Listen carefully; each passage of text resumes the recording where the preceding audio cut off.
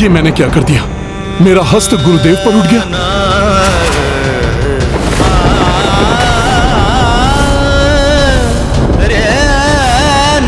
ये क्या कर दिया हनुमान ने? यदि महादेव का क्रोध जागृत हो गया और उन्होंने अपना तृतीय नेत्र खोल दिया तो? और शिव जी के तृतीय नेत्र खोलने का अर्थ है हनुमान की मृत्यु और सृष्टि का महासंहार।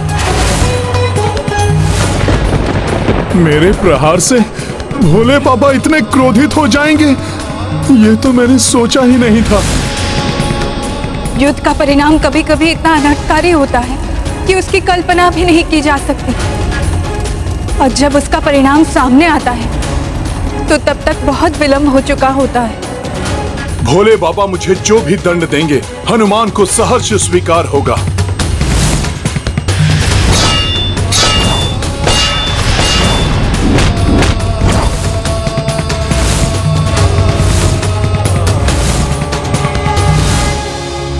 उत्तम, अति उत्तम।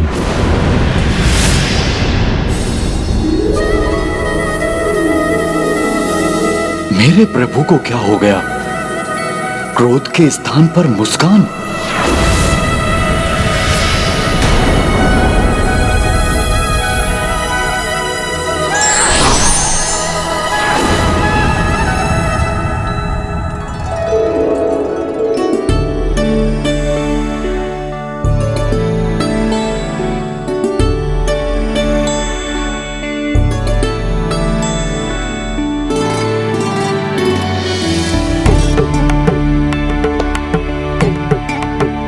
अद्भुत, अद्भुत हनुमान, क्या प्रहार था!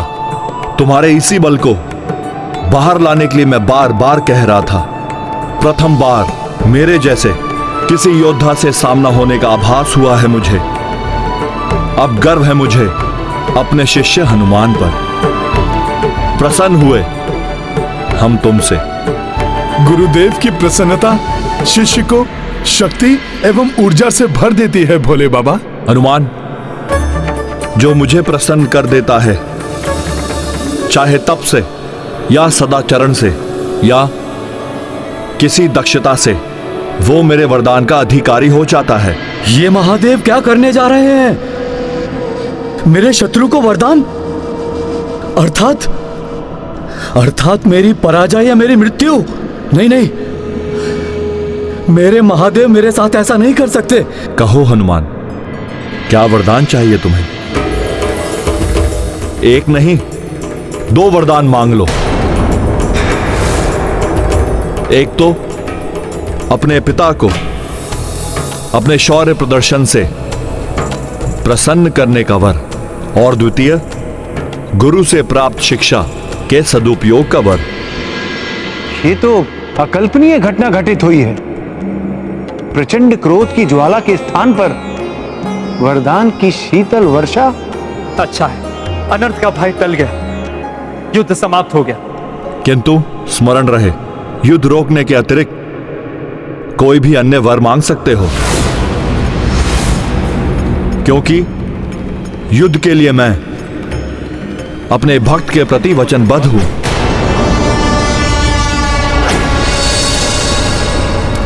ये क्या हो रहा है स्वामी?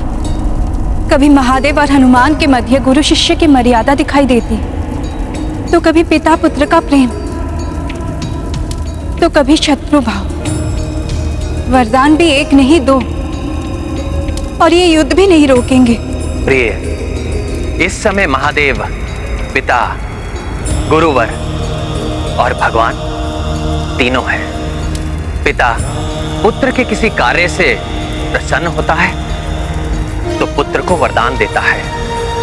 शिष्य के कार्य से प्रसन्न होने पर गुरुवर भी शिष्य को वरदान देते हैं। किंतु भगवान यदि भक्त के प्रति वचनबद्ध हैं तो वो युद्ध भी नहीं रोक सकते। मेरे समर्पण, मेरी श्रद्धा एवं मेरी भक्ति का उपहास है ये। नहीं नहीं, हनुमान को कोई अधिकार नहीं है वरदान पाने का। नहीं।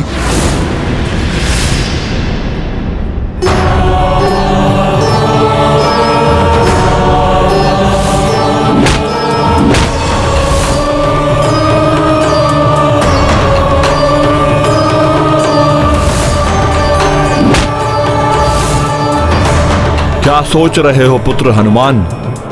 कहो, क्या इच्छा है तुम्हारी?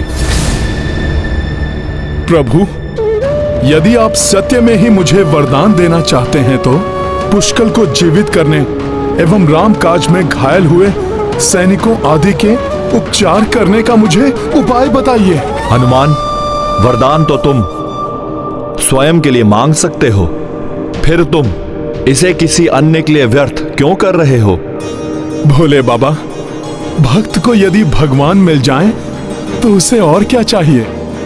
मेरे प्रभु श्री राम मुझे मिल गए, और जो श्री राम का हो जाता है उसकी चिंता तो स्वयं श्री राम ही करते हैं। इसलिए यदि आपके वरदान से किसी अन्य का भला हो जाए, आहत को जीवन दान मिल जाए और पिता को पुत्र मिल जाए, तभी वरदान की सार्थकता होगी।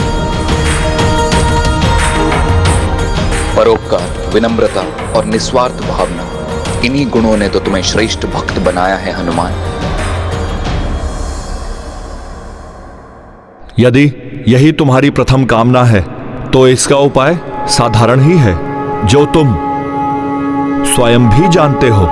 स्मरण करो, लक्ष्मण जब शक्ति प्रहार से अचेत हुए थे, उन्हें कैसे सचेत किया था तुमने?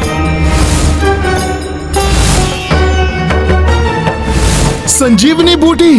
हाँ हनुमान, पुष्कल एवं सैनिक संजीवनी बूटी से सचेत हो जाएंगे, किंतु उसके लिए तुम्हें द्रोणागिरी से संजीवनी बूटी लानी होगी। ये तो सब किया हुआ व्यर्थ हो जाएगा। धन्यवाद भोले बाबा इस मार्गदर्शन के लिए। अब द्वितीय वरदान। आप मुझे द्वितीय वरदान के रूप में वचन दीजिए कि जब तक मैं संजीवनी बूटी लेकर यहाँ वापस लौटकर इन सबको सचेत न कर दूं, तब तक आप पुष्कल एवं सभी घायलों की रक्षा करेंगे। प्रभु, ये मेरे प्रति अन्याय है।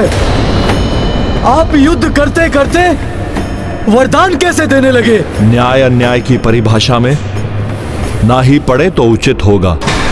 इतना जान लें कि ये कोई शांति समझौता नहीं है। आपके प्रति वचनबद्ध हूं मैं। युद्ध चलता रहेगा, इसलिए आप हस्तक्षेप ना करें। किंतु महादेव, आप उसे वरदान कैसे दे सकते हैं जो आपके समक्ष आपका शत्रु बनकर खड़ा है? हनुमान मेरे शत्रु नहीं हैं,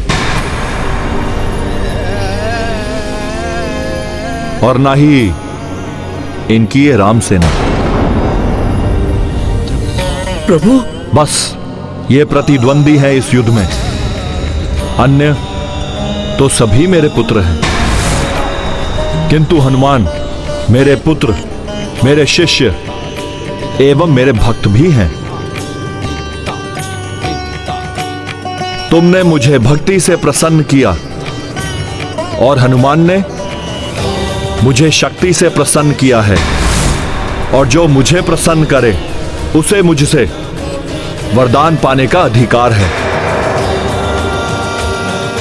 हनुमान, मेरी सेना महाराज वीरमणि के नियंत्रण में उनकी रक्षा के लिए रहेगी, परंतु मैं तुम्हारे लौट कर आने और इन सबको सचेत करने तक पुष्कल और अन्य सभी की रक्षा करूंगा। इस प्रकार तो सब कुछ उलट जाएगा। मैं ऐसा नहीं होने दूंगा। आज्ञा गुरुदेव, प्रणाम।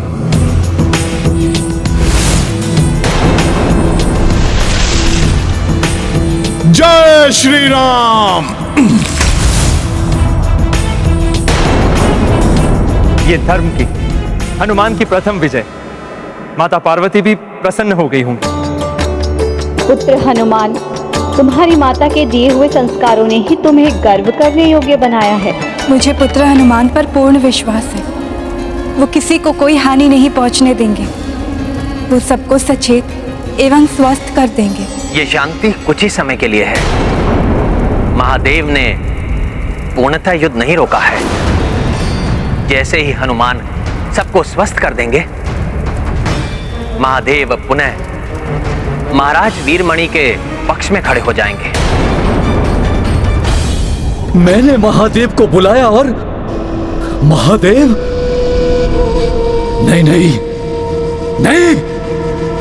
तुम्हारे बुलाने से क्या होता है? अपने पुत्र के पक्ष में खड़े हैं वो, तुम्हारी रक्षा करने आए और अब तुम्हारे विरुद्ध ही खड़े हो गए। मैंने ही उन्हें चतुराई से अपने साथ मिला लिया। अब मेरी सेना, मेरे योद्धा पुनः उठ खड़े होंगे और तुम देखते रह जाओगे। हनुमान, मैं तुम्हें तुम्हारी चतुराई में सफल नहीं होने दूंगा। तुम जब तक लौट कर आओगे तब तक मैं तुम्हारे इन मूर्छित योद्धाओं के देह को ही मिटा दूंगा। हनुमान, मैं तुम्हारे लौट कर आने और इन सबको सचेत करने तक मेरी सेना महाराज वीरमणि के नियंत्रण में उनकी रक्षा के लिए रहेगी। नंदी, वीरभद्र, शिवगणों, मेरे प्रभु महादेव भले ही राम सेना के पक्ष में खड़े हैं, किंतु आप सभी को मेरे महादेव ने मेरे नियंत्रण में रहने का निर्देश दिया है। अतः आप सभी को मेरी आज्ञा का पालन करना होगा। क्या करना चाहते हैं आप? नंदी, मैं चाहता हूं कि आप अपने खुरों से राम सेना के योद्धाओं के मूर्छित पड़े देह को छत विछत कर दें और वीरभद्र उनकी देह को इतने भागों में विभक्त कर दें कि उनमें जीवन ही शेष न रह जाए।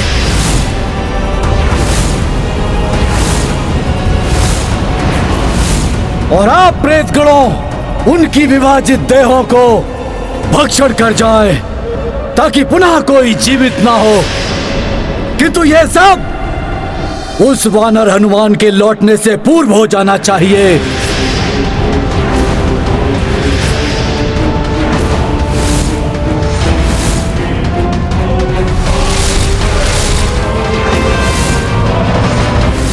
अपने अहंकार में डूबकर वीरमणि ये कैसी मूर्खता करने जा रहे हैं? आपकी मति तो स्थिर है। इन अचेत सैनिकों पर आक्रमण करने का अर्थ है अपने प्रभु से युद्ध करना, जो कदापि नहीं हो सकता। उन्हीं महादेव भगवान ने आप सभी को मेरी आज्ञा का पालन करने का निर्देश दिया है। नंदी, आपसे अवश्य सुनने में कोई त्रुटि हुई है। प्रभु ने आपको और हमें सबकी सुरक्षा का निर्देश दिया है और अचेत या मृतकों पर आक्रमण करने की कोई आवश्यकता नहीं है। हिंसक पशु भी मृत या अचेत प्राणी पर आक्रमण नहीं किया करते। हम भगवान की सेना के योद्धा हैं। निहत्थे, अचेत एवं निर्बलों पर हम आक्रमण नहीं करते। उचित है, उचित है। आप सब आक्रमण नहीं करेंगे तो मैं आक्रमण करूंगा। मेरी रक्षा का वचन देने के कारण महादेव मुझे रोक नहीं पाएंगे और वो मेरा कोई अहित नहीं करेंगे। नंदी, ओम नमः शिवाय, ओम नमः शिवाय।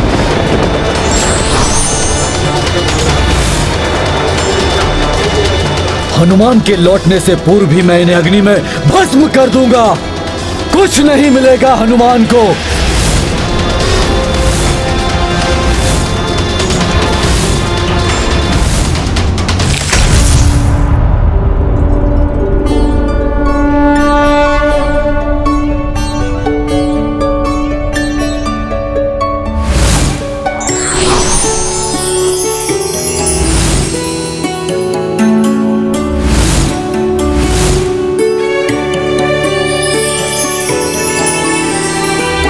पिछली बार बूटी बहुत ही कठिनाई से प्राप्त हुई थी। आशा है इस बार बूटी की प्राप्ति में द्रोणगिरि कोई सहायता कर दे।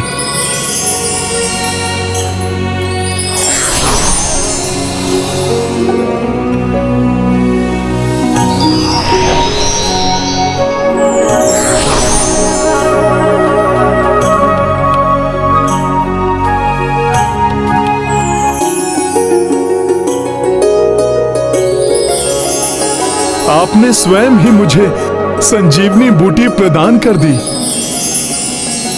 आपको बहुत बहुत धन्यवाद द्रोणगिरि पर्वत। अब मुझे शीघ्र ही जाकर सबको स्वस्थ करना होगा। मुझे कुमार पुष्कल के प्राण लौटाने होंगे। जय श्री राम।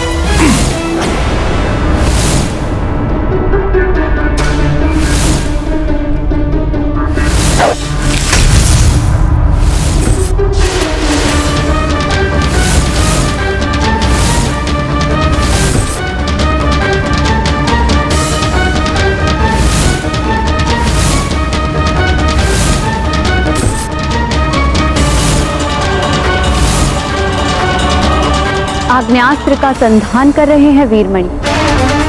कदाचित शत्रुता के भाव ने वीरमणि को ये भुला दिया कि जिन्हें भस्म करने वो जा रहे हैं, उनकी रक्षा करने के लिए प्रभु महादेव खड़े हैं।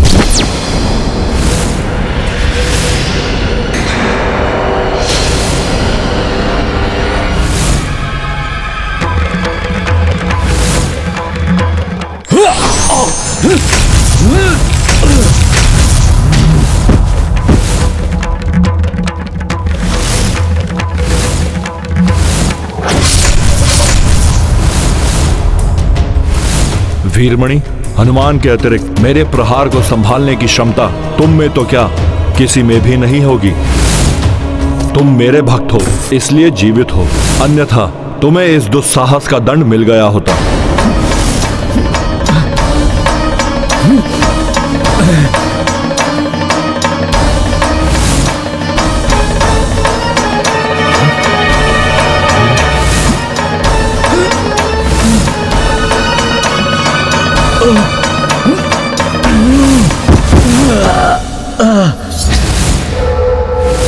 इस धृष्टता के दंड स्वरूप तुम तब तक खड़े नहीं हो पाओगे जब तक हनुमान लौटकर अपना कार्य पूर्ण नहीं कर लेते। पवन तनय संजीवन लाए, पुष्कल प्राण पुनः लौटाए। देखि भरत हर्षित आभारा, रघुकुल संकट हनुमत टारा। तत्पश्चात सेना उपचारी, उत्साह सब मह संचारी। देव देवी सबहु हर्षाए, माँ गौरी आशीष बरसाए।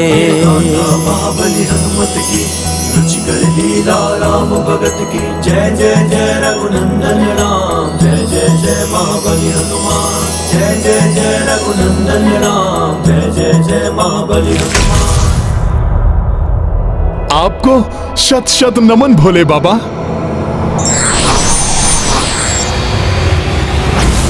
हनुमान, आभार प्रकट करने की आवश्यकता नहीं है। अब युद्ध करो, वरदान पूर्ण हो गया है। किंतु भोले बाबा। हनुमान,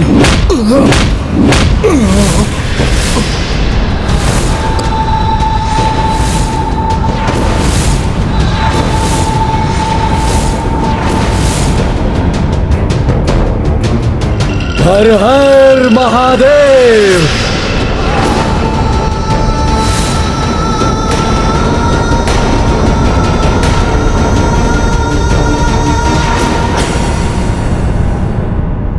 क्षमा प्रभु, आप सर्वशक्तिमान भगवान हैं। मैं भले ही आपका अंश हूं, किंतु हूं तो मैं वानर ही। अब आपसे और युद्ध करने की ना तो मुझ में क्षमता है और ना ही मैं इस युद्ध से इस सृष्टि को पुनः प्रताड़ित होते देखना चाहता हूं।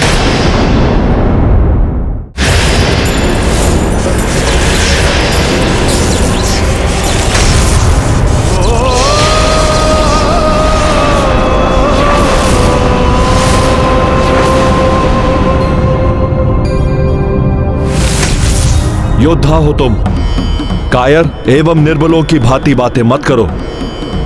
यह तुम्हें भी ज्ञात है कि युद्ध के अतिरिक्त कोई अन्य विकल्प नहीं है।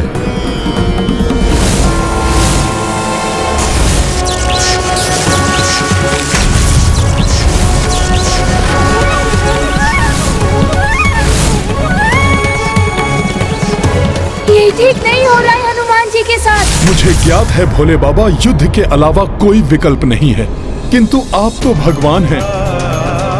अपने भक्त को दिए वचन के लिए आप अपने इष्ट के विरुद्ध खड़े हो सकते हैं, किंतु मैं तो एक वानर हूं, मनुष्य की भांति समस्त सुख दुख एवं भावनाओं से प्रभावित होता हूं। मैं अपने गुरुदेव, अपने पिता और अपने इष्ट के विरुद्ध और अधिक खड़ा नहीं रह सकता। युद्ध में भावनाओं का स्थान नहीं होता। गदा उठाओ और युद्ध करो।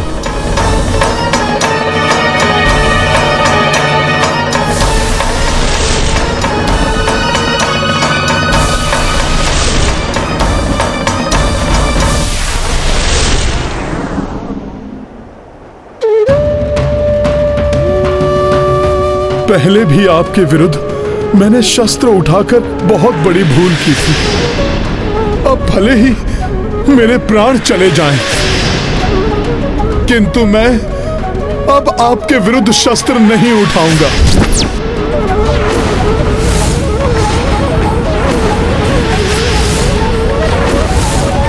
यदि तुम स्वयं ही मृत्यु का वरण करना चाहते हो तो अवश्य ऐसा ही होगा।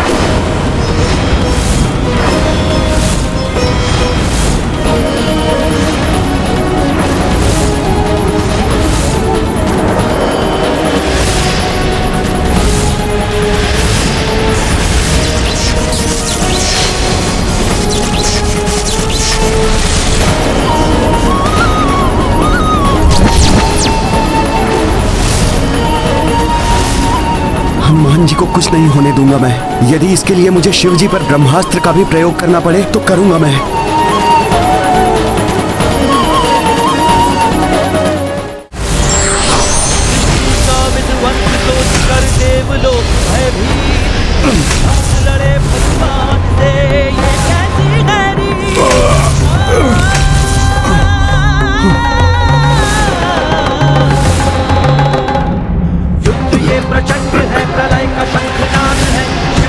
रुक क्यों गए प्रभु? आपके वार को आशीर्वाद समझकर मैं उसका सामना करूंगा, किंतु प्राण रहते मैं पीछे नहीं हटूंगा। आप मुझ पर कीजिए वार। यही हठ है तुम्हारा, तो मेरा वार नहीं रुकेगा।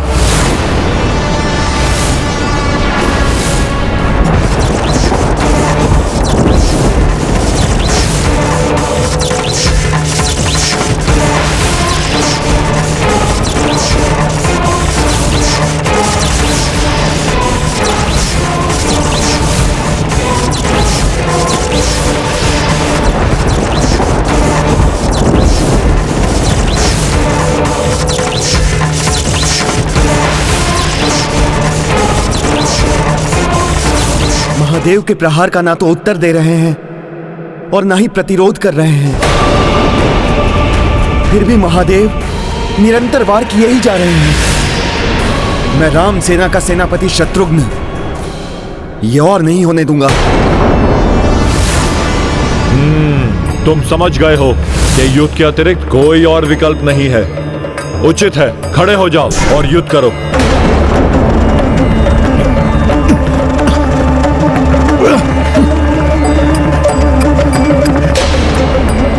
विवश हो गए हैं हनुमान युद्ध करने के लिए।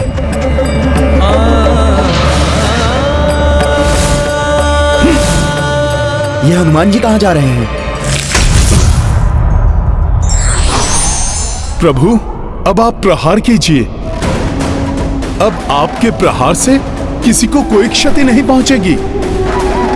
पर्वत शिलाएं उस प्रभाव को रोक लेंगी। तुम अब भी वार का उत्तर नहीं दोगे? प्रभु, सूर्य को दीपक से नहीं जलाया जा सकता।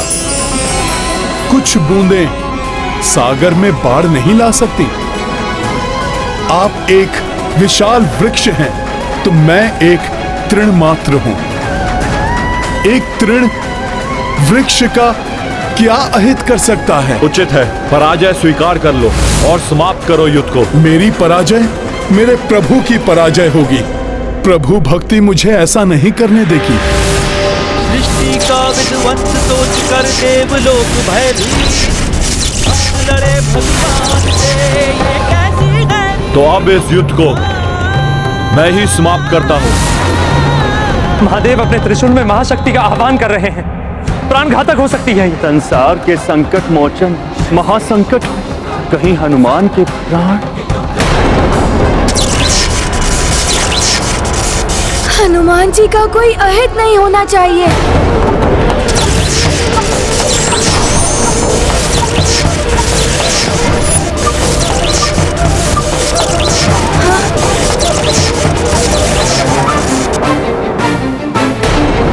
कुछ कीजिए रघुनंदन। महादेव अपने त्रिशूल में त्रिलोक की शक्ति का आह्वान कर रहे हैं। निर्दोष निरपराध हनुमान इसके भीषण प्रहार को नहीं सह पाएंगे। जितनी विवश आप हैं, उतना ही परवश मैं हूं। दोनों ही मेरे प्रिय हैं। एक मेरा हृदय है तो दूसरे मेरी आत्मा। जिन हनुमान जी ने इंद्र आदि देवताओं के संकट हरे, ग्रहों के अधिपतियों को मुक्त कराया, अनेक बार सृष्टि की रक्षा की, आज वो हनुमान जी संकट में हैं। उन्हें बचाने के लिए कोई नहीं आ रहा है, मात्र महादेव की अपार शक्ति के भय से। किंतु ये जानते हुए भी कि महादेव को रोकना असंभव है, फिर भी मैं हनुमान जी को बचाने का प्रयास अवश्य करूंगा।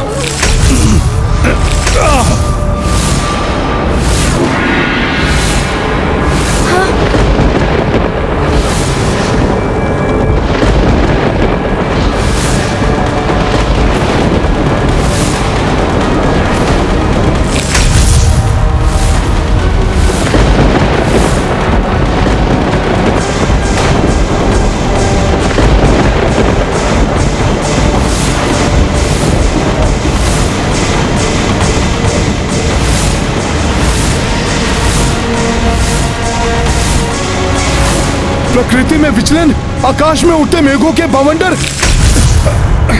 ये तो ब्रह्मास्त्र के आह्वान के संकेत हैं।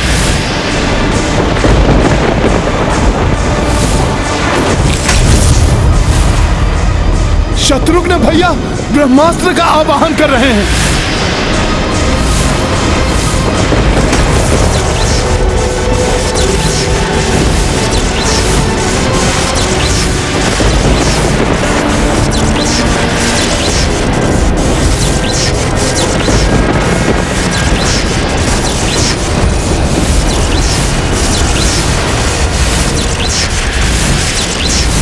शत्रुघ्न भैया, ये आपने क्या किया?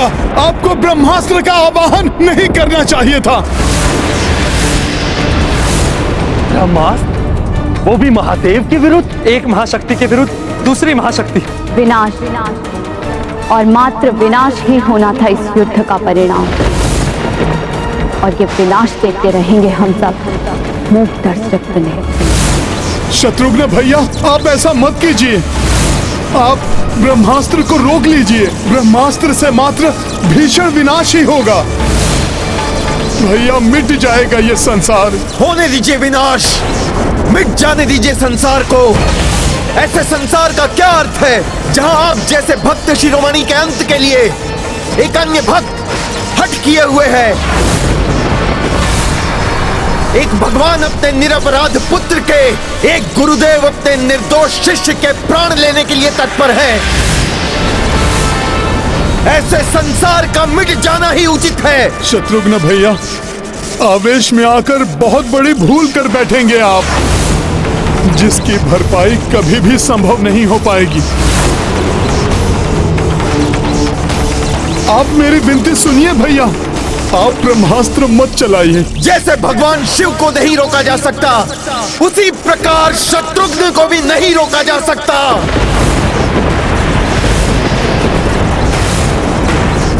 क्षमा महादेव, इसके अतिरिक्त अन्य कोई विकल्प नहीं दिखाई दे रहा है इस युद्ध को रोकने के लिए।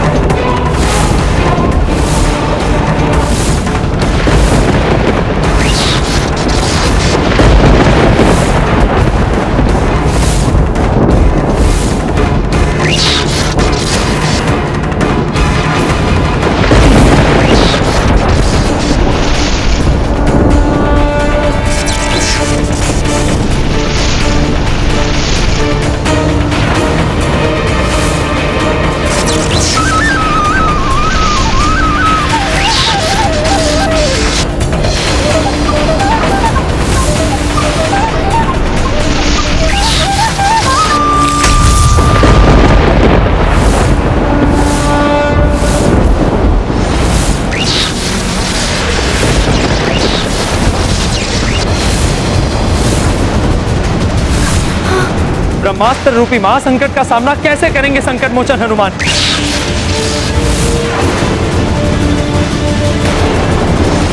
प्रभु रक्षा कीजिए हनुमान जी की। ब्रह्मास्त्र है ये, घातक आघात करके ही रहेगा।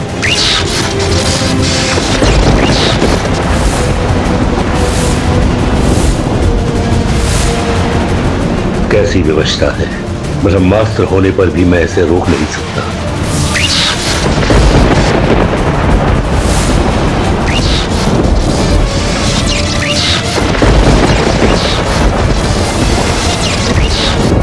अपनी देह पर सहूंगा ब्रह्मास्त्र का प्रहार, भोले बाबा का स्पर्श भी नहीं करने दूंगा इसे।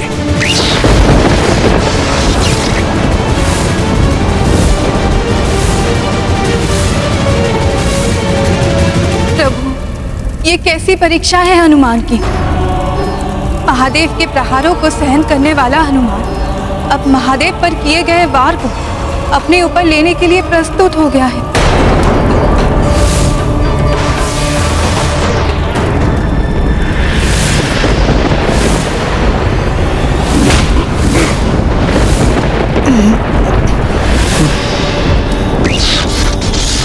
भोले बाबा मुझे हटाकर अपने ऊपर क्यों ले रहे हैं ब्रह्मास्त्र का भीषण प्रहार?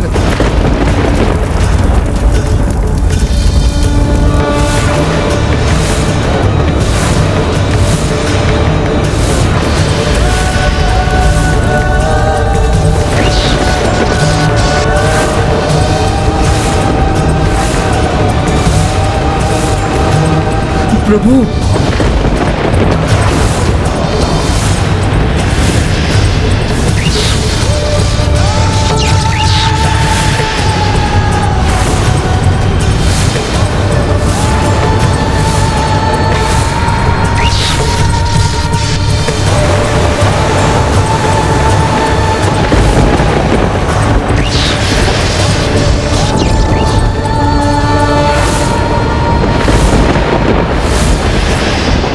अपने मुख में धारण कर हनुमान ने महादेव के पाशुपतास्त्र की शक्ति को भी शांत कर दिया, किंतु इस ब्रह्मास्त्र को ही प्रभु ने अपने भीतर ले लिया। हलाहल को अपने कंठ में समाने वाले नीलकंठ महादेव इस ब्रह्मास्त्र की शक्ति को भी संभाल सकेंगे, जिसका महाविनाशक महाविस्फोट किसी भी क्षण होने वाला है।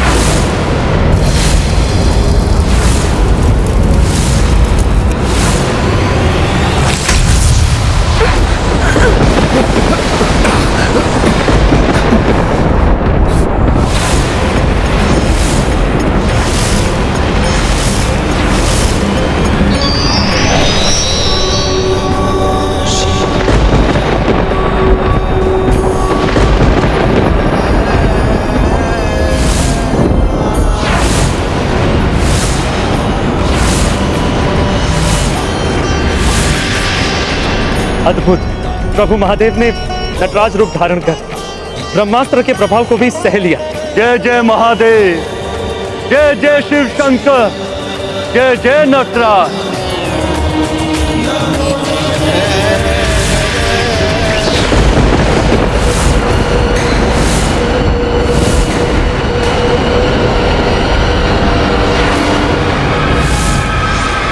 ब्रह्मास्त्र के कारण महादेव का क्रोध प्रकाष्ठा पर पहुंच गया, उनका तृतीय नेत्र खुलने वाला है। महादेव का तीसरा नेत्र खुल गया तो महाविनाश होगा, फिर ना ये यज्ञ रहेगा और ना ही ये जग। ये तो प्रलय हो जाएगी, सर्वत्र विनाश हो जाएगा, कोई भी शेष नहीं रहेगा। किंतु मैं प्रभु के प्रकोप को कैसे शांत करूं? ये कैसा अनर्थ कर दिया मैंने? संपूर्ण सृष्टि को संकट में डाल दिया मैंने। अब तो संसार की रक्षा का केवल एक ही उपाय है, किसी भी प्रकार से महादेव की क्रोधाग्नि शांत हो।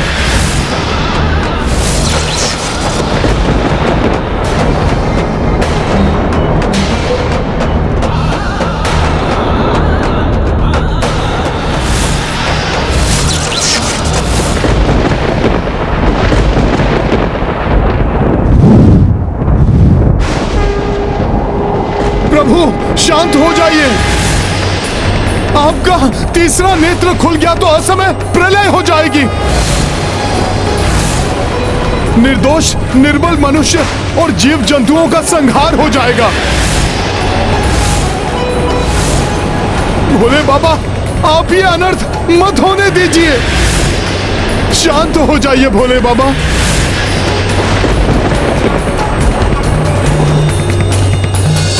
क्षमा दया निधान, मुझे क्षमा कर दीजिए, क्षमा कर दीजिए भोलेनाथ। आपका दोषी मैं ही हूं जिसने आपके ऊपर ब्रह्मास्त्र चलाने का दुस्साहस किया है। उसका दंड दीजिए मुझे, विलग कर दीजिए मेरी देह से मेरे प्राण। अग्नि में भस्म कर दीजिए मुझे, किंतु इस सृष्टि को विनाश के मुख पर मत डालिए, मत डालिए प्रभु, मत डालिए। दया कीजिए प्रभु, दया कीजिए। हे महादेव, हे परमात्मा, दया कीजिए।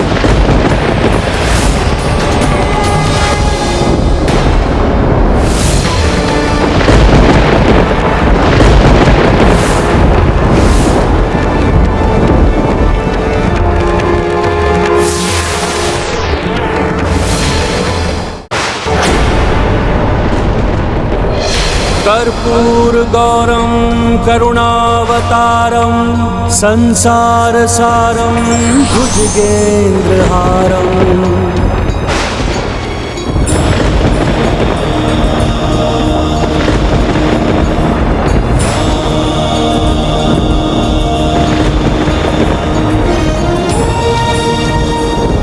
कर्पूरगौरं करुणावतारं संसारसारं भुजगेन्द्रहारम् सदा वसन्तं हृदयारविन्दे भवं भवानी सहितं नमामि।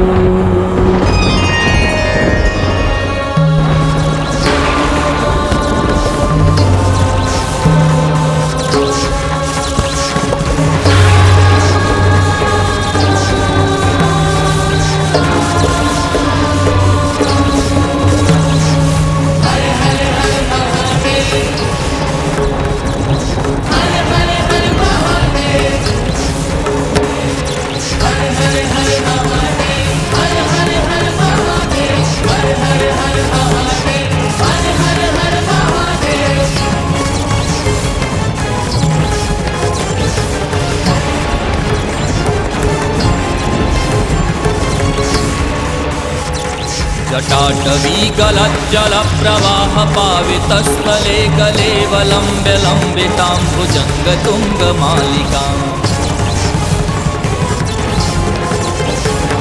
जटाटवीगलज्जलप्रवाह पावितस्थले कलेवलम्ब्य लम्बितां भुजङ्गतुङ्गमालिकाम् टमट् टमट् टमट् टमन्निनादमट् टमर्वयं चकार चण्डताण्डवं तनोतु नः शिवः शिवम् जटाकटाह सम्भ्रमं भ्रमन्निलिम्प निर्झरी विलोलबीज वल्लरी विराजमानी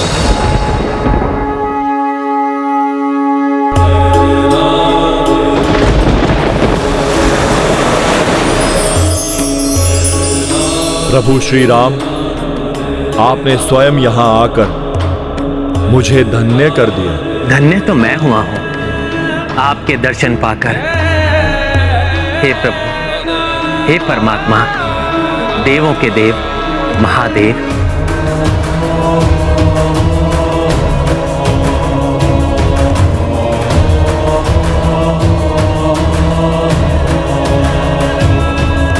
रघुवंशी राम को देखकर महादेव का क्रोध शांत कैसे हो गया? कुछ भी हो, मेरी रक्षा का वरदान दिया है उन्होंने, वो तो उन्हें पूर्ण करना ही होगा। प्रभु महादेव के हृदय में उनके इष्ट प्रभु श्री राम का वास है, इसलिए उनके हृदय में धधकती क्रोधाग्नि को प्रभु श्री राम ही शांत कर सकते हैं। आपका आदेश हो तो मैं अभी ये युद्ध रोकता हूं मेरे प्रभु, मेरे इष्ट। नहीं नहीं प्रभु, आप ये कैसे कर सकते हैं? ये युद्ध रुक नहीं सकता प्रभु, नहीं रुक सकता। आपके इष्ट का आगमन हुआ तो आप मेरी रक्षा नहीं करेंगे प्रभु? भक्त से अधिक महत्व देंगे अपने इष्ट को? तो प्रभु मेरी ये भक्ति निष्फल हो गई, व्यर्थ हो गई मेरी भक्ति प्रभु।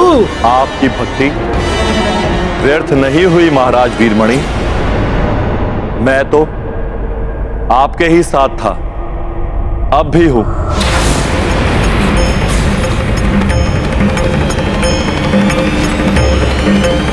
कहिए, अब क्या चाहते हैं आप?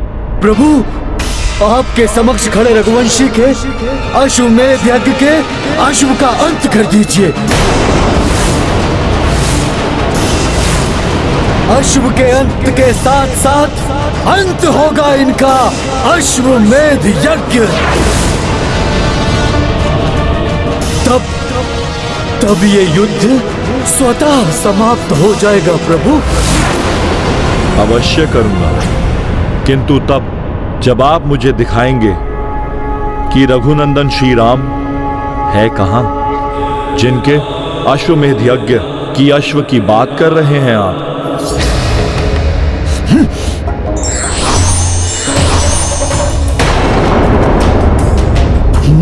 ये तो स्वयं महादेव हैं, किंतु प्रभु महादेव तो वहां थे।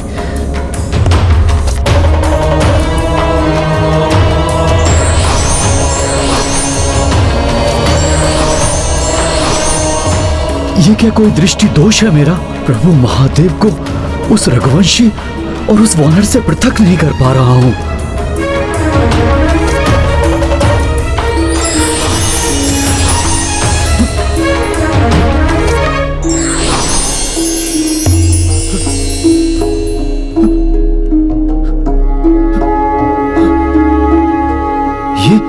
ये कैसे संभव है?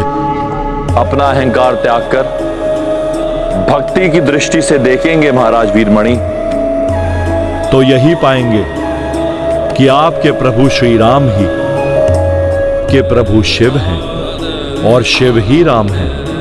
हम दोनों का ही सम्मिलित रूप है हनुमान, उनमें शिव भी है और राम भी। अब कहिए, अपने किस रूप से युद्ध करूं मैं? अपना अहंकार त्याग कर भक्ति की दृष्टि से देखेंगे महाराज वीरमणि, तो यही पाएंगे कि आपके प्रभु श्री राम ही के प्रभु शिव हैं और शिव ही राम हैं। हम दोनों का ही सम्मिलित रूप है हनुमान। अब कहो, अपने किस रूप से युद्ध करूं मैं?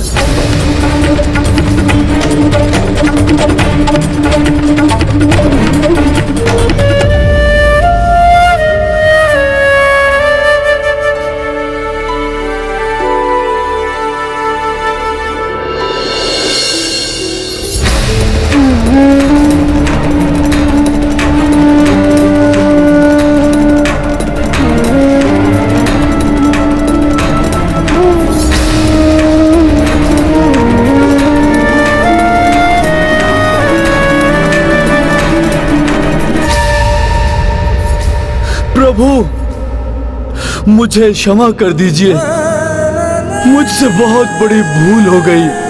मैं प्रभु शिव जी को प्रभु श्री राम से पृथक समझने की भूल कर बैठा। प्रभु, मैं महामूर्ख हूं। मैं अपने आप को महान भक्त समझता था प्रभु, किंतु जो भक्त प्रभु श्री राम को आपसे महादेव से पृथक समझे, वो भक्त नहीं है प्रभु, वो तो मूर्खता का प्रतीक है, प्रभु। उठिए महाराज वीरमणि।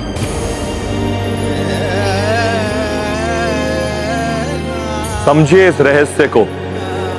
ये सब इसलिए हुआ है जिससे शैव और वैष्णव भक्त हमें पृथक ना समझे, आपस में विवाद ना करें। भक्ति में भेद का कोई स्थान नहीं, ये समझकर एक मत शांति से भक्ति करें। प्रभु, मैं समझ गया। हनुमान के साथ मेरे युद्ध का कारण था समस्त संसार के समक्ष उनकी कर्तव्य निष्ठा को और उजागर करना। हनुमान ही है जो अपने कर्तव्य पालन के लिए स्वयं रुद्र का भी सामना कर सकते हैं। और ये भी प्रभु कि समस्त संसार को ये भी ज्ञात हो जाए कि मेरी शक्ति का स्रोत आपकी और प्रभु श्री राम की भक्ति ही है। हे प्रभु श्री राम, आप मुझे अपनी शरण में ले लें। ये तो मेरा सौभाग्य होगा। आपके अधीन रहूंगा तो मैं धन्य हो जाऊंगा प्रभु।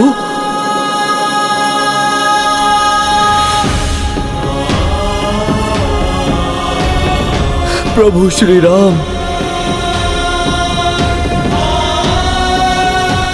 हे प्रभु श्री राम, क्या आप मुझे अपने अधीन स्वीकार करेंगे प्रभु? उठिए राजन। प्रभु, आपको मेरे अधीन रहकर नहीं, अपितु मेरे साथ मिलकर कार्य करना है महाराज वीरमणि। और आप जैसे महादेव भक्त का साथ पाकर तो मैं धन्य रहूंगा। प्रभु, रघुवंशी प्रभु श्री राम की जय, देवों के देव महादेव की जय, संकट मोचन हनुमान की जय।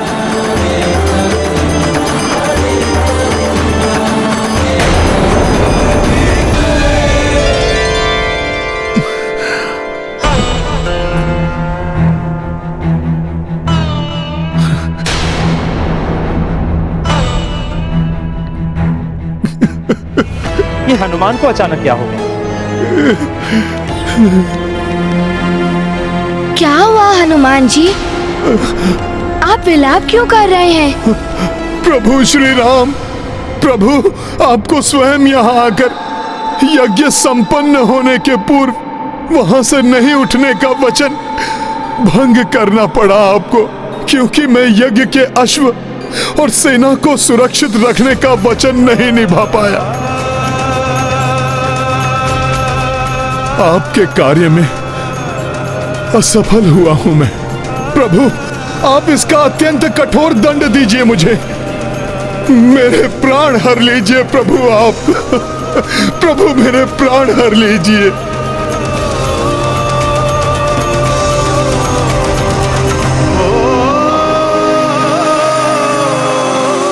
हनुमान, ईश्वर है प्रभु श्री राम, अष्टनिधियों के स्वामी, कण कण में है जिनका वास, जो सर्वत्र व्याप्त है वो कहां नहीं है। अर्थात प्रभु श्री राम तो अब भी यज्ञ स्थल पर स्थित हैं। जो यहां है वो छाया राम है। इसका अर्थ ये स्वयं मेरे प्रभु नहीं, अभी तो उनकी छाया है। हाँ हनुमान, ये तुम्हारे प्रभु की प्रति छाया है।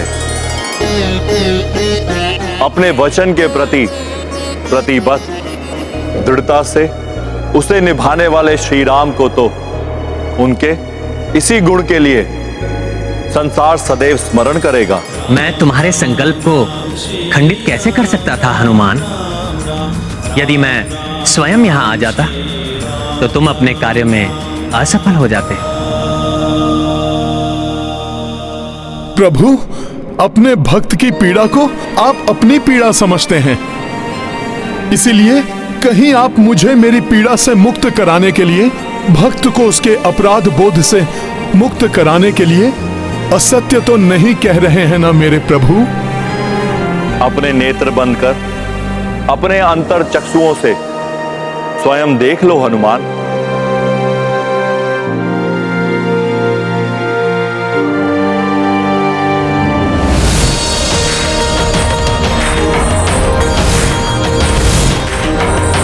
प्रणाम प्रभु।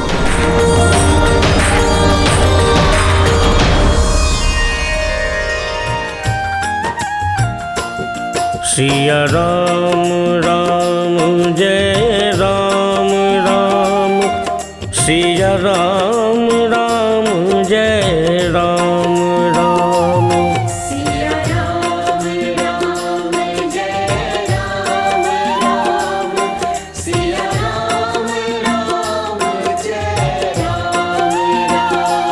सिया राम राम जय राम राम, सिया राम राम जय राम राम, सिया राम राम जय राम राम, सिया राम राम जय राम राम,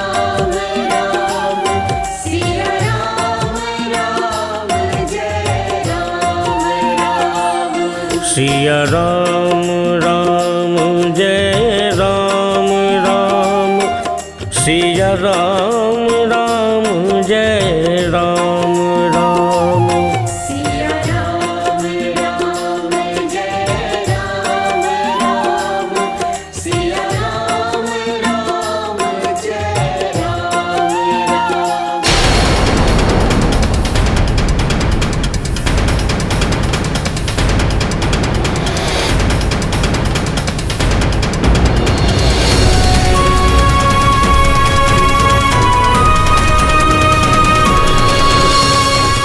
हनुमान जी, अब यही एक बड़ा राज्य शेष है। इसके पश्चात ये दिग्विजय यात्रा संपन्न हो जाएगी। सुमत जी, तब तो गति में वृद्धि कर हमें शीघ्रता से आगे बढ़ना चाहिए, जिससे शीघ्र अतिशीघ्र संपूर्ण विश्व में राम राज्य की स्थापना हो जाए। जय श्री राम! जय श्री राम! जय श्री राम! जय श्री राम! जय श्री राम! जय श्री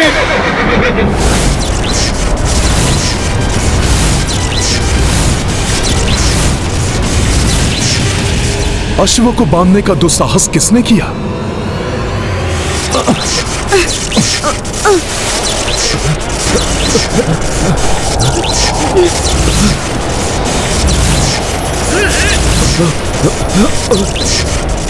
ये कैसे संभव है? जो हनुमान स्वयं महादेव के वार सह गए, जिन्हें ब्रह्मास्त्र, पाशुपतास्त्र और स्वयं महादेव की त्रिशूल ना रोक सकी, वो एक साधारण डोर के बंधन में बंध कर रुक गए।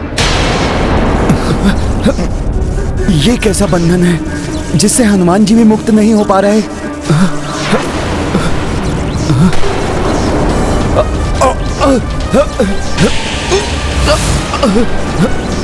हमारे साथ समस्त सेना भी बंदी बनी हुई है। किसका कृत्य है ये?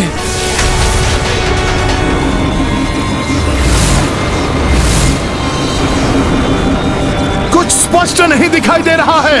यह भी ज्ञात नहीं हो पा रहा है कि इस फांस का स्रोत कौन है। अब ये धूल की आंधी कैसे उत्पन्न हो रही है? यह आंधी नहीं है कुमार पुष्कल, यह धूल किसी राजा और उनकी सेना के आगमन के कारण उत्पन्न हुई है। प्रतीत होता है हमारी दिग्विजय यात्रा पूर्ण होने से पूर्व अभी एक और युद्ध शेष है। ये कौन राजा है जिसने अपने विशाल सेना के साथ प्रभु श्री राम की सेना का मार्ग अवरुद्ध किया? कौन है आप जिन्होंने प्रभु श्री राम के अश्वमेध यज्ञ के अश्व को रोकने का दुस्साहस किया है? मैं हूं महाराज सुरथ।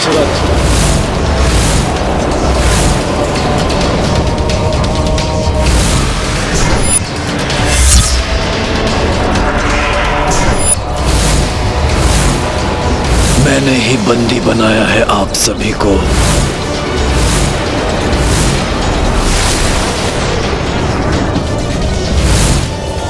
ये कैसे संभव है? ये वृद्ध राजा जो चल भी इतनी कठिनाई के साथ रहे हैं, हमें बंदी बनाने में कैसे सक्षम हुए? वास्तव में इनकी सेना भी उतनी विशाल नहीं है जितनी प्रतीत हो रही थी। ऐसी वृद्धावस्था में आप ऐसा दुस्साहस क्यों कर रहे हैं महाराज? राम सेना को रोका है आपने, वो भी सेना की इतनी लघु टुकड़ी के साथ। वो राम सेना जिसे देवी की शक्ति रूपी वो पर्वतों का, प्रभु महादेव के त्रिशूल का, यहाँ तक कि स्वयं महादेव का सामना किया। इस जगत में सबसे शक्तिशाली योद्धा हनुमान जी के साथ अनेक शूरवीरों से परिपूर्ण अत्यंत प्रतापी सेना है ये। इस सेना से युद्ध करेंगे आप? तुम भूल रहे हो बालक, जिस महाप्रतापी सेना का बखान कर रहे हो तुम, इस समय महापराक्रमी महावीर हनुमान सहित तुम्हारी पूरी सेना मेरे बंधन में है। ये आपकी शक्ति नहीं हो सकती, अवश्य किसी माया का प्रयोग कर रहे हैं आप। ये माया नहीं है बालक, ये शक्ति ही है। वही शक्ति जो आपकी पहचान है महाबली हनुमान, प्रभु श्री राम की भक्ति की शक्ति। जय श्री राम। अर्थात एक राम भक्त होकर आपने दूसरे राम भक्त को राम नाम की शक्ति से ही बंदी बना लिया। ऐसा क्यों किया आपने? आप सभी राम सेवकों को मैंने जो कष्ट दिया है उसके लिए मैं क्षमा प्रार्थी हूँ, किंतु विवश हूँ मैं। महाराज, कैसी विवशता? आप मुझे बताइए, संभव है प्रभु की दया से मैं आपकी कोई सहायता कर सकूं? मेरा ये जीवन ही मेरी विवशता है, जिसे सहस्त्रों वर्षों पूर्व से मैंने प्रभु श्री राम को समर्पित कर रखा है। तब से जब पृथ्वी पर प्रभु श्री राम का जन्म भी नहीं हुआ था। अत्यंत कठिन है आपके इस कथन पर विश्वास करना। हाँ महाराज, एक साधारण मनुष्य इतना दीर्घायु कैसे हो सकता है? मैं बताता हूँ। अनेकों सदियों पूर्व जब मैं राजा बना था तो कर्म कांड यज्ञादि में व्यस्त रहने वाले दूसरे राजाओं के विपरीत मेरा पूरा जीवन काल प्रभु श्री राम की भक्ति और पूजा में लीन रहता था। कदाचित इसीलिए एक दिवस स्वयं यमराज मेरी परीक्षा लेने आ पहुंचे। जय श्री राम।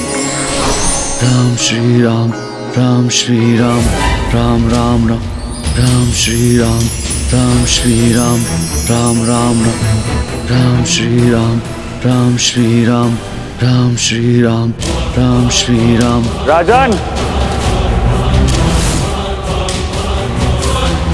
आप अपनी राम भक्ति में अपने सभी कर्मकांड कैसे भूल सकते हैं, जो मनुष्य को अपने इंद्र पद और उससे भी ऊपर ब्रह्मा जी के स्थान तक पहुंचा सकते हैं? और आप कैसे राजा हैं जो मात्र राम भक्ति में डूबे हुए हैं? क्षमा करें मुनिवर, किंतु मुझे आपके मुनि होने पर संदेह है। कैसे मुनि हैं आप जो राम भक्ति के मर्म को नहीं जानते? ये भी नहीं जानते कि छिन जाता है इंद्र पद, कल्पांत में ब्रह्मा जी भी दूसरे हो जाते हैं, किंतु जिसके साथ राम भक्ति है उसका कभी पद नहीं छिनता। राम भक्त सदैव प्रभु चरणों में सदगति प्राप्त करता है। इसलिए मेरे लिए राम भक्ति सर्वोच्च थी, है और सदैव रहेगी।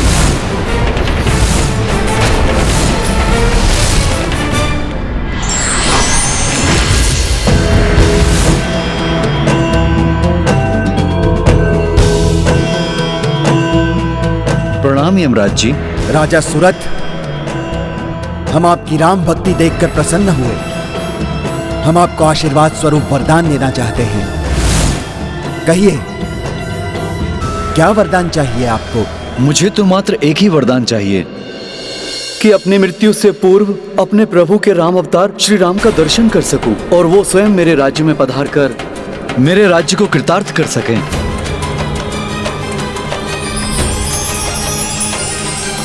तथास्तु। तब से आज तक सहस्त्रों वर्षों से प्रभु श्री राम के दर्शन की लालसा में मैं अपनी इस देह के बोझ को ढो रहा हूं। प्रतिदिन इसी आशा के साथ दिवस प्रारंभ करता हूं कि आज प्रभु के दर्शन पाकर मृत्यु को प्राप्त करूंगा, किंतु ऐसा नहीं हुआ।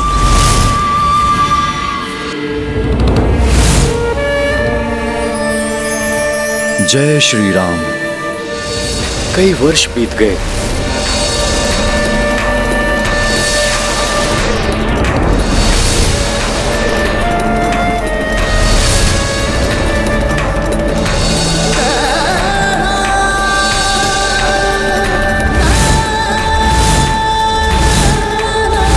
कदाचित मेरी भक्ति में ही कोई कमी रह गई है। किंतु हमें बंदी बनाकर राम काज में बाधा डालना ये तो अनुचित है महाराज।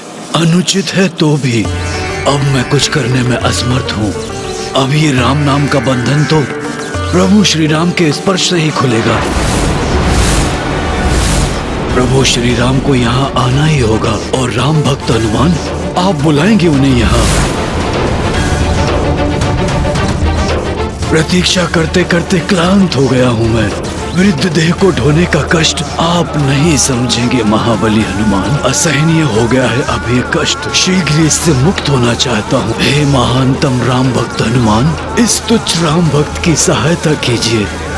आप ही मेरे वरदान को मेरा अभिशाप बनने से रोक सकते हैं। जो यहाँ है वो छाया राम है। हाँ हनुमान, ये तुम्हारे प्रभु की प्रति छाया है।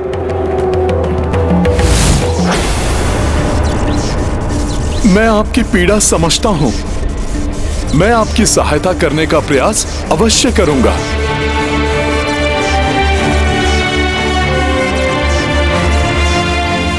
हे प्रभु, भक्तों के दुख और पीड़ा को समझने वाले, हे अष्ट सिद्धियों के स्वामी और नव निधियों के ज्ञाता, यदि पूर्व के समान बिना यज्ञ में विघ्न डाले, यदि संभव है तो अपने इस भक्त को अपने दर्शन सुख प्रदान करें प्रभु।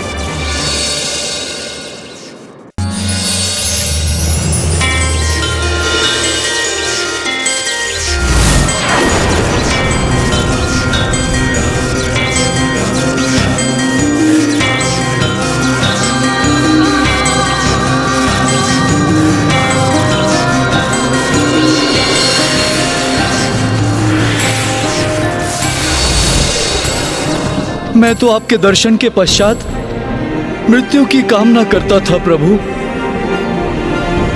ये युवावस्था कैसे प्राप्त हो गई? प्रभु के दर्शन पाकर तो मूर्छित में भी प्राण आ जाते हैं राजन।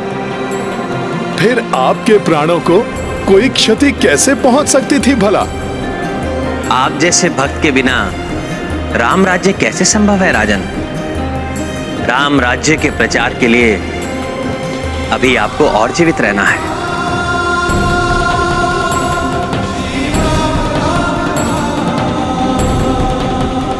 आपकी कृपा पाकर मैं धन्य हुआ कृपा निधान। आपकी अधीनता सदैव के लिए स्वीकार है मुझे। सिया राम राम जय राम राम, सिया राम राम जय राम राम, सिया राम राम जय राम राम, सिया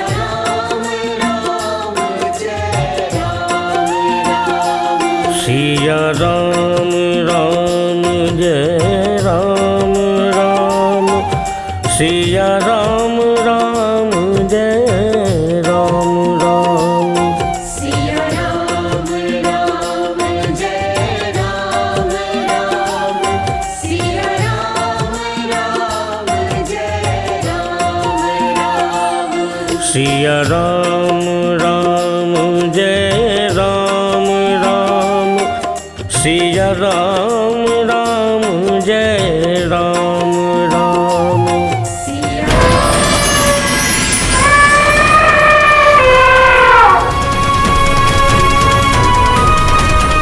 पुत्र राम, प्रथम दिग्विजय यात्रा पूर्ण होने को है।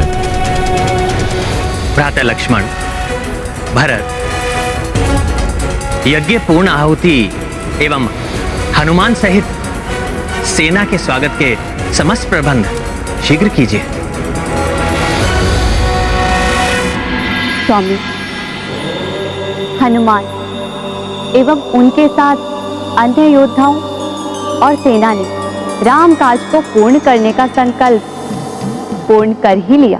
हाँ देवेश्वरी, प्रभु श्री राम के इस प्रथम अश्वमेध यज्ञ में हनुमान के पराक्रम के कारण सभी प्रमुख भूपतियों ने तो श्री राम की अधीनतम स्वीकार की। उनके साथ दिव्य शक्तियों में भी प्रभु श्री राम की प्रभुता स्थापित हुई। अर्थात स्वामी, यज्ञ की पूर्ण आहुति के साथ राम राज्य की स्थापना के पश्चात मुझे आशा है कि अब राम राज्य की शांति को भंग करने वाला कोई और शेष नहीं होगा। जब तक निकुंभ जीवित है, राक्षसी सोच कभी अपनी पराजय स्वीकार नहीं करेगी। जय श्री राम, जय श्री राम, जय श्री राम, जय श्री राम। हनुमान जी सबको लेकर आ गए भैया।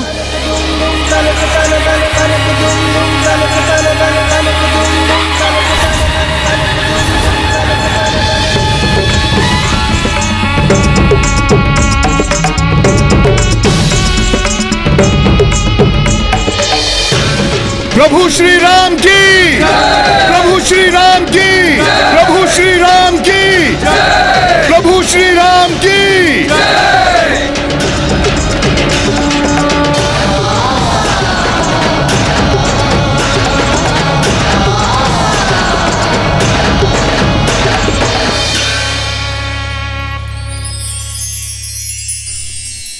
प्रभु, हम सबके स्वप्नों का राज्य, धर्म और मर्यादा का राज्य, राम राज्य स्थापित हो गया।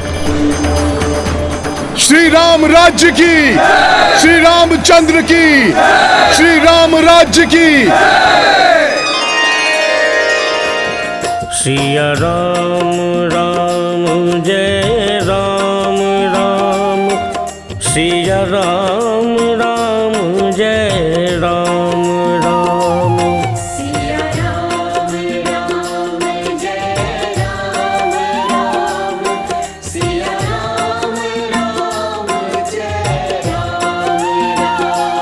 सिया राम राम जय राम राम, सिया राम राम जय राम राम, सिया राम राम जय राम राम, सिया राम राम जय राम राम, सिया राम राम जय राम राम, सिया राम राम जय राम राम, सिया राम राम जय राम राम, सिया राम राम जय राम राम, सिया राम राम जय राम राम, सिया राम राम जय राम राम, सिया राम राम जय राम राम, सिया राम राम जय राम राम, सिया राम राम जय राम राम, सिया राम राम जय राम राम, सिया राम राम जय राम राम।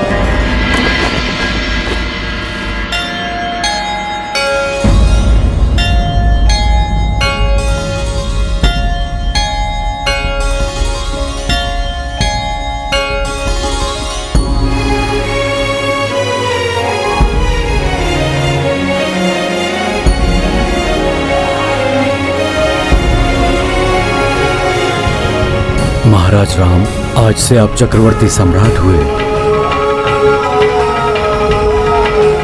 प्रभु श्री राम की, प्रभु श्री राम की, प्रभु श्री राम की। मैं अयोध्या नरेश राम धन्यवाद करता हूं उन सभी माननीय राजाओं का जिन्होंने अधीनता स्वीकार की, किंतु मैं उन्हें यह स्पष्ट करना चाहता हूं कि अधीनता का अर्थ पराधीन होना ना समझे, अपितु स्वयं को धर्म के अधीन समझे। इस अश्वमेध यज्ञ का उद्देश्य अधर्म की पराधीनता को समाप्त करके धर्म के राज्य की स्थापना करना है। अतः आप सब धर्म का पालन करते हुए अपना राज्य अपनी इच्छा अनुसार चलाने के लिए पूर्णतया स्वतंत्र हैं। श्री रामचंद्र की, श्री रामचंद्र की। मैं अपने अनुज शत्रुघ्न का भी धन्यवाद करता हूं जिन्होंने इस अभियान का नेतृत्व बड़े विवेक और वीरता के साथ संभाला एवं अपने दायित्व का भलीभांति निर्वहन किया। भैया, मैंने जो कुछ भी किया है आपके प्रताप से ही किया है। मैं कुमार पुष्कल का भी धन्यवाद करता हूं। संपूर्ण यात्रा में अनेकों बाधाएं आई, किंतु कुमार पुष्कल ने बड़ी वीरता और अडिगता के साथ उसका सामना किया एवं अपने सहयोगियों की सहायता से उन बाधाओं पर विजय प्राप्त की। और मैं अपनी सेना के उन वीर सेनानियों का भी आभारी हूं जिन्होंने पग पग पर आने वाली कठिनाइयों को सहते हुए धूप, वर्षा एवं प्राकृतिक आपदाओं एवं आसुरी विपत्तियों का सामना करते हुए भी इस अभियान को पूर्ण किया। अब उनके बारे में क्या कहूं, जिनके कार्यों की व्याख्या करने के लिए वर्णमाला में अक्षर भी कम पड़ जाए, जो मेरे अभिन्न सखा, अनुपम सेवक एवं श्रेष्ठतम भक्त हैं। उनके बिना तो राम काज कभी पूर्ण ही नहीं हो सकता।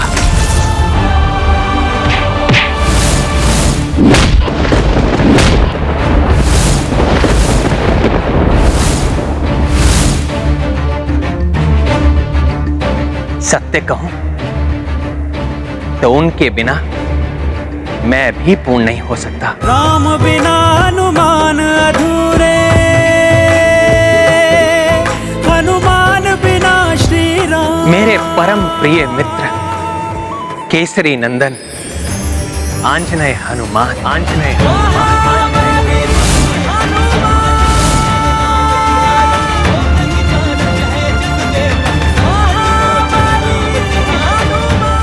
भक्त शिरोमणि हनुमान की, रामदूत हनुमान की, संकट मोचन महाबली हनुमान की।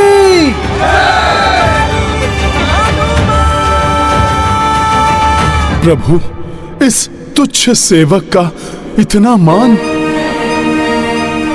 प्रभु, सत्य तो यह है कि हनुमान की संपूर्ण शक्ति आप ही की भक्ति है। हनुमान का बल है आपका राम नाम, हनुमान के प्राण है आपका श्री विग्रह, जिसका मेरे हृदय में वास है, जिसने बड़ी से बड़ी आपदाओं का सामना करके भी मेरे प्राणों की रक्षा की। प्रभु, राम से ही तो हनुमान है। जहां राम नाम नहीं वहां हनुमान भी नहीं।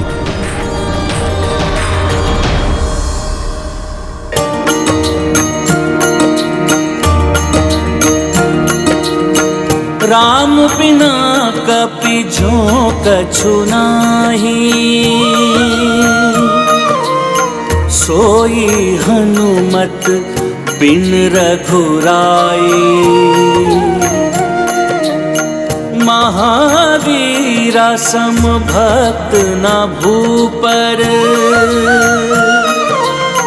राम काज हेतु सदा तत्पर। राम सिया राम जय हनुमान।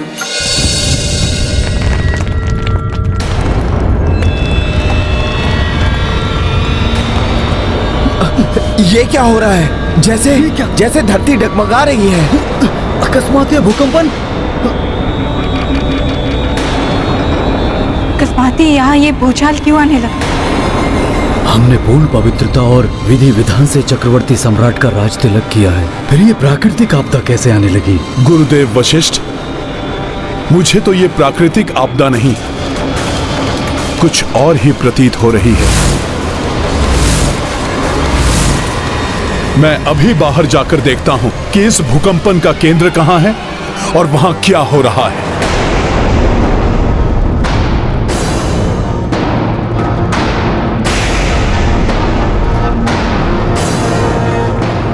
जय श्री राम।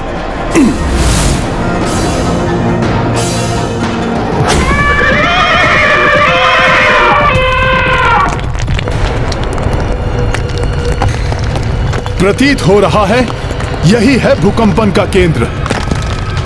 कुछ तो बड़ी हलचल हो रही है धरती के भीतर।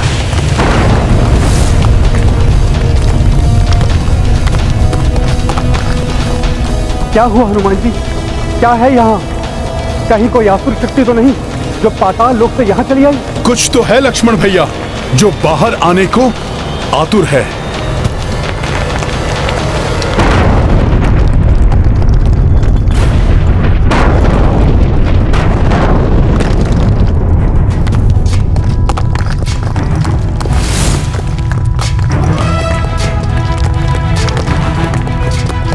कौन हो तुम? यहां आने का दुस्साहस कैसे किया तुमने? प्रभु श्री राम।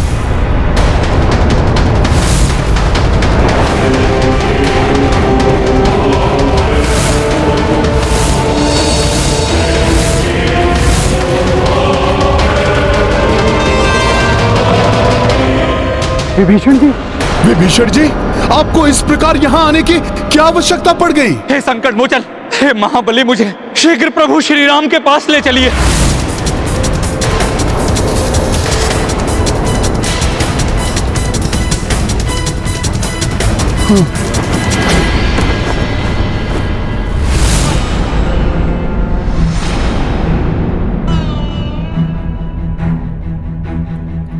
विभीषण जी, प्रभु श्री राम ने आपको भ्राता समान ही माना है।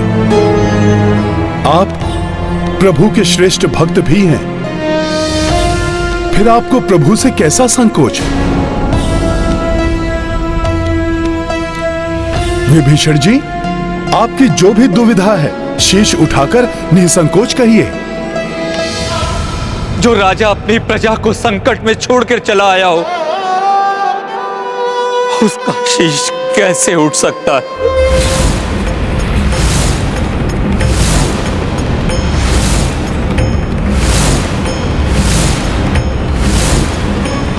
अर्थात लंका पर कोई संकट आया है विभीषण जी? हाँ प्रभु, लंका अब आपके अधीन नहीं रही।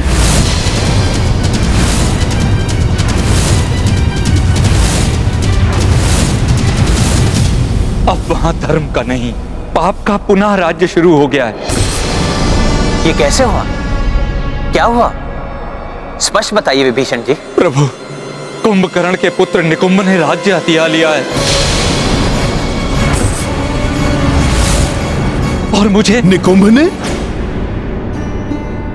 हाँ हनुमान, और मुझे कायरों की भांति वहां से पलायन करके यहाँ। परिस्थिति को भांपकर यदि कोई राजा दूसरे राजा से सहायता मांगता है तो उसे कायर नहीं, बुद्धिमान कहते हैं। कम सामर्थ्य होकर भी वहीं रहकर सामना करने वाला मूर्ख तो होता ही है, और उसकी मूर्खता के कारण वो अपने और अपनी प्रजा दोनों के प्राण संकट में डाल लेता है।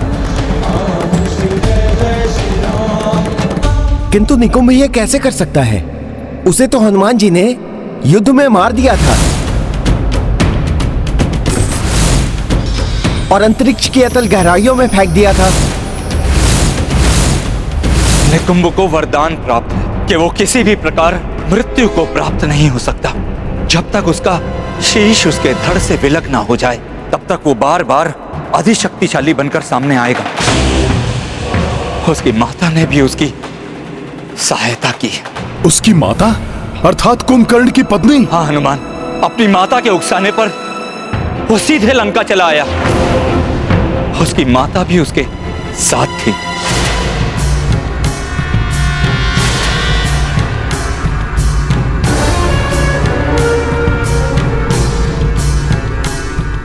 भाभी श्री,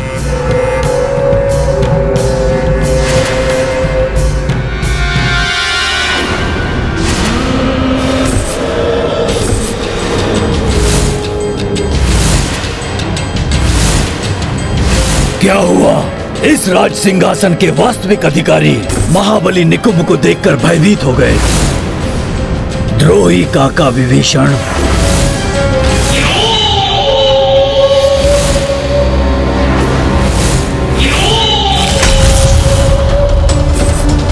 निकुंभ, तुम्हारा यह दुस्साहस!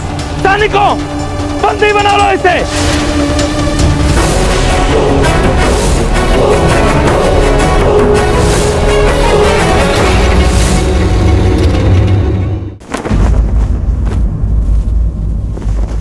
निकुंभ के पास सबकी सोच को परिवर्तित करने की विलक्षण मायावी शक्ति है।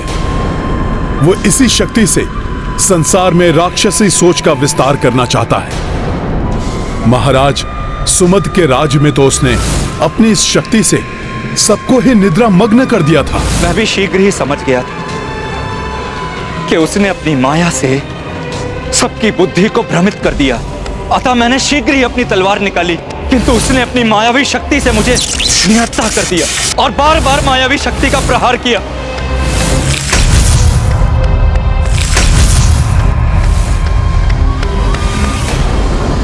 देखा माता, ये मुकुट भी जानता है कि कौन है इसे धारण करने योग्य, इसलिए ये स्वयं ही मेरे पास चला आया।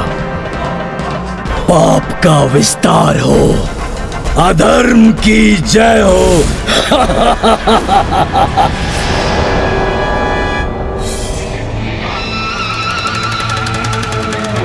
लंका के सबसे बलवान महाबली कुंभकर्ण के पुत्र हो तुम निकुंभ, इसलिए यहाँ के राजा बनने योग्य मात्र तुम ही हो। विभीषण जैसा कुलघाती नहीं।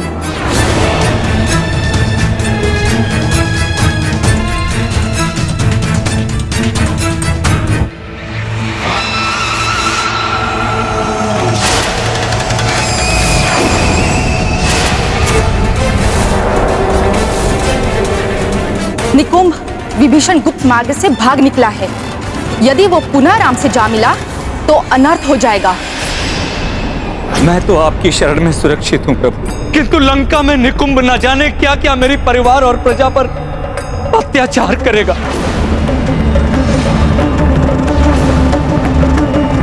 निकुंभ से उनकी रक्षा कीजिए प्रभु। महापापी है निकुंभ।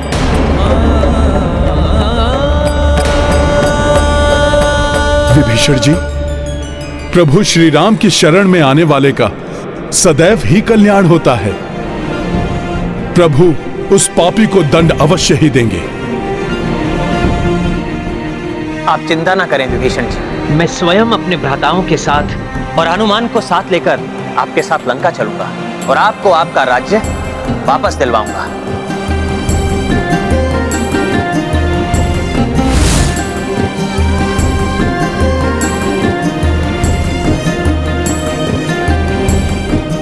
निकुंभ ने स्वयं ही आमंत्रण दिया है अपनी मृत्यु को।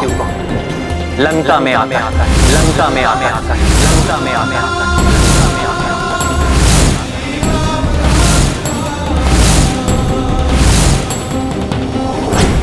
लंका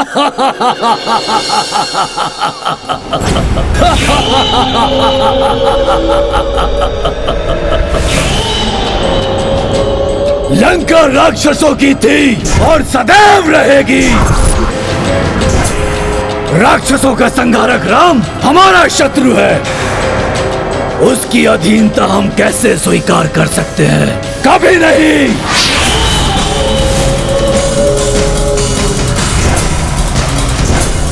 राक्षवीरों, मैं महाबली कुंभकर्ण का पुत्र निकुंभ आपका समस्त राक्षसों का खोया हुआ गौरव वापस लाऊंगा।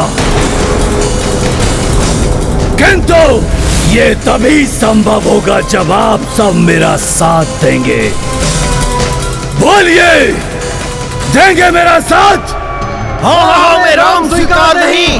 राम हमारा शत्रु है, उसकी दास्ता हम नहीं करेंगे। राक्षस बलवान है, महान है। बलवान किसी के अधीन नहीं रहते। मैं आप सबको विश्वास दिलाता हूँ कि फिर से हमारा समय आएगा। पूरी धरती पर हमारा राज होगा। तीनों लोकों पर रक्ष परचम लहराएगा। तीनों लोकों पर आकाश में हमारा ही सूर्य उगेगा। बोलो, किसका सूर्य होगा आकाश पर?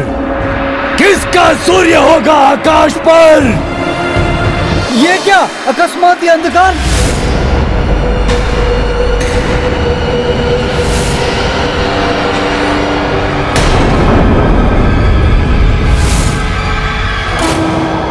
अब कौन आ गया यहाँ? ये तो वही वानर है, इसी ने लंका जलाई थी।